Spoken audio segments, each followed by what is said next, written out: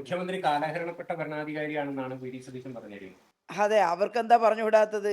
കഴിഞ്ഞ 10 വർഷക്കാലമായി ഈ കേരളത്തിലുണ്ടായിട്ടുള്ള വികസനം എല്ലാവരുടെ കൺമുമ്പിലുള്ളതാണ്. ജനജീവിതത്തിൽ എത്ര മാറ്റമുണ്ടായി. നോക്കൂ, പല സംസ്ഥാനങ്ങളിലും കോവിഡാനന്തരം ജനങ്ങളുടെ ജീവിതം വലിയ തോതിൽ പിന്നോക്കാവസ്ഥയിലേക്ക് പോയപ്പോൾ, അതിദരിദ്രരുടെ എണ്ണം പെരുകിയപ്പോൾ, ഈ കേരളം അതിദരിദ്രരില്ലാതാകാനുള്ള, അവരുടെ ബുദ്ധിമുട്ട് പരിഹരിക്കാനുള്ള നടപടികൾ ആസൂത്രണം ചെയ്ത ഗവൺമെൻറ്റാണ്.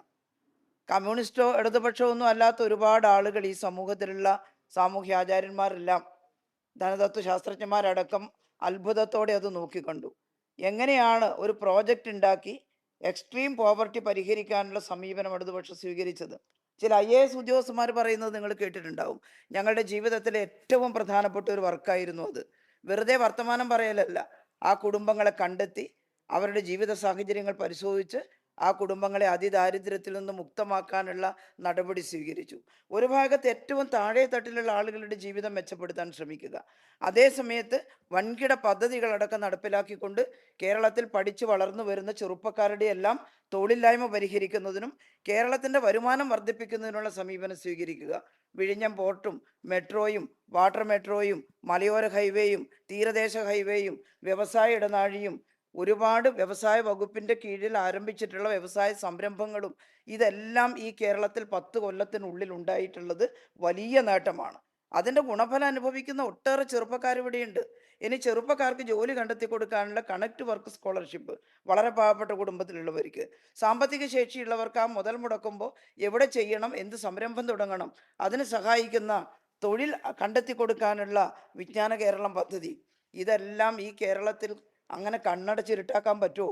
അതിൻ്റെ ഗുണഫലം അനുഭവിക്കുന്ന എത്രയോ ആയിരക്കണക്കിന് ചെറുപ്പക്കാർ പറയുന്നു ഈ ഗവൺമെൻറ് തുടരണം, ഈ ഗവൺമെൻറ്റിൻ്റെ നയപരിപാടികൾ തുടരണം. അവർക്കൊന്നും വേറെ കക്ഷി രാഷ്ട്രീയമല്ല, അവർ പറയുന്നത് ജീവിക്കാൻ സഹായിക്കുന്ന ഈ ഗവൺമെൻറ് തുടരണം എന്നാണ്. പാവപ്പെട്ട സ്ത്രീകൾ പറയുന്നു, പാവപ്പെട്ട പെൻഷനേഴ്സ് പറയുന്നു, പുരുഷന്മാരടക്കം 2000 രൂപ പെൻഷൻ കയ്യിൽ കിട്ടുമ്പോൾ അതിൻ്റെ ആശ്വാസമുണ്ട്. അവർ പറയുന്നു ഞങ്ങളുടെ കുടുംബം സുസ്ഥിരമാക്കുന്ന, ഞങ്ങളുടെ ദാരിദ്ര്യം പരിഹരിക്കുന്ന ഈ ഗവൺമെൻറ്റിനോടൊപ്പമാണ് ഞങ്ങളെന്ന്. അങ്ങനെ പറഞ്ഞിട്ടില്ലെങ്കിലല്ലേ അത്ഭുതമുള്ളൂ. അപ്പോൾ പുറകിലാണോ മുന്നിലാണോ എന്ന് നിങ്ങൾ മാധ്യമങ്ങൾ ഒരു സർവേ നടത്ത്. എന്തോ ഒരു വലിയ മാറ്റം കേരളത്തിലുണ്ടായി. ഞാൻ ഒരു കാര്യം ചോദിക്കട്ടെ, കോൺഗ്രസിന് 4ൽ 3 ഭൂരിപക്ഷത്തിന് ഭരിക്കാൻ അവസരം കിട്ടിയിട്ടുള്ള സംസ്ഥാനമല്ലേ ഉത്തർപ്രദേശ്, ബീഹാർ, മധ്യപ്രദേശ്? അവിടുത്തെ എല്ലാം ഗ്രാമങ്ങളുടെ ചിത്രം കണ്ടോ? ഇതേ നിങ്ങൾ മാതൃഭൂമിയുടെ 2 ചെറുപ്പക്കാർ വോട്ടർ സൈക്കിൾ ഡയറി പറഞ്ഞിട്ട് ബീഹാറിലെ തെരഞ്ഞെടുപ്പ് നടത്തുമ്പോൾ അവിടുത്തെ ഗ്രാമത്തിൽ പോയല്ലോ, ഞാൻ കണ്ടു ആ യൂട്യൂബ്. എന്താ അവിടുത്തെ സ്ഥിതി ആ ഗ്രാമത്തിൻ്റെ? ഞാനതൊന്നും ഇവിടെ വിശദീകരിക്കുന്നില്ല.